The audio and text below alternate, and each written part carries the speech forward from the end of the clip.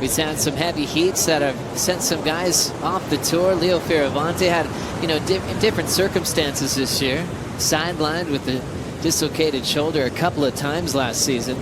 So he knew he had his hands full coming into Pipeline. As far as the Vans Triple Crown of Surfing race is concerned, and the elimination round continues. Yago Dora belting the end section, couldn't hang on. Ranked 25, he'd love to try and qualify through the CT. Here he goes. Ton of speed from Dora. Two crucial pumps to take a higher line to punch free of the exit. He gets stopped there. Ended up seeing the medical staff and is back out there for the elimination round. Yago Dora using the air wind to his advantage. That was punk rock. Tail high, reverse, belting it shut on the inside. It'll be interesting to digest that number. Going to big maneuvers at Pipeline this afternoon. This afternoon, kind of crumbly winds, but have a look at this. Tail high, beautiful, lands it nice and clean, comes out straight into a couple of series of turns. So Yago Dora lighting up this wave and maybe just changing it up a little bit there, identifying the fact that the tube rides are shutting down. Why not go to the air, which is one of his strengths, and finishes off beautifully. So Yago Dora, probably one of the first proper airs we've seen all day long, Joe. Where do you think the judges are going to go with that? I think they're going to love it, but I know one guy that loved it. I heard him scream from the water. Came very close against the guy who's in the water now, Jeremy Flores, when Jeremy had the wave at backdoor. 16 seconds to go. How's this pit for Ricardo Christie? And that is why he's going out with the pain, with the stitches in his shin, because he wanted to see that big view at backdoor. 4.5. This one, I think, may go a little higher than that. It was a quick one. A quick in and out, but nice and big, nice and clean, nice and hollow. Great stuff there from Ricardo Christie. Slides straight in, that leg looks fine. Kicks out and avoids that flyaway kick out like he did last time, Joe, but a beautiful barrel. So much room to move. He's a big guy, and we know that he just wanted to kind of finish this year off with a positive note. All the events on the CT this year, but he won the QS, so he'll be back full-time in 2020. Yago Dora's up. Going for a massive flip, and he will fly away. Wow. So Potts, even though he got a 4.5 for an air that probably would have gotten an excellent score to beach break on tour. The elimination round here at the Billabong Pipe Masters in memory of Andy Irons, and moving through the tube quickly, representing Brazil, Yago Dora getting the exit.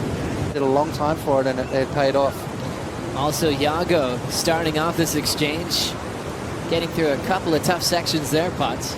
You know what? We've been watching this guy over the last week out here, and he's been a standout. I mean, he's been picking the right waves. You can see he doesn't waste a lot of time. He catches a lot of waves. He finds the rhythm. He gets into the groove. A couple of maneuvers, a couple of airs. Now he's finding the tube ride. So Yago Dora is starting to find his feet. A bit of a shocker in the opening round, in that qualifying round, but now he's starting to look like the guy we know. So nice to see Yago mix it up a bit. Flores finally getting on the board, Peter. Comes Flores on his opening strike. Jeremy holding on to the rail at Pipeline. There's the spit. And the two-time Pipe Master getting a start here with 14.5 to go. Do you think he knows this wave? Quite well. Raised on the wave in Reunion Island, going left. How'd you like this one? Oh, I loved it. I mean, that's just an absolutely beautiful wave. Beautiful positioning. I mean, he made it look so easy, the takeoff. Just a nice, clean, smooth drop. Slides in perfectly, just slotted nice and deep. Comes out with a spit. I mean, that's things that dreams are made of here at Pipeline. I mean, not something that he'll remember forever, but just so clean. I mean, look how low he gets off the bottom. Nice, clean round. Now he slows down. You see how he just shifted his weight back on the board, slowed himself down, trying to get in there as long as humanly possible. But there is a fine line. You've got to make sure you come out of these things to get those good scores. Waited a long time for that wave, but it definitely paid off, as you mentioned. Good man, Pete. This one continues with Ricardo Christie swinging into the pit at Pipeline, fighting his way for an exit, hanging on to that rail. Ouch. And just gets bucked off at the end there.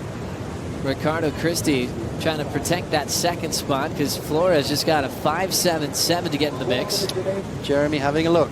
Jeremy Flores waiting patiently to pick this wave, but a challenging one ends up sending him down.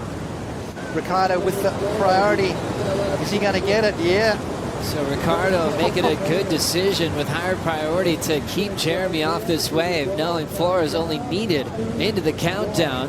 Flores is going to run out of time. One of the favorites to win out of the event. I know he's been dealing with a sore lower back, so he's probably pushing through that pain.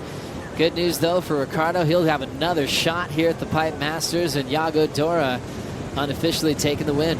Very, very slow for Jeremy. He took about 15 minutes to open his account with a 5.77 and then just could not find another wave. Ocean just did not cooperate.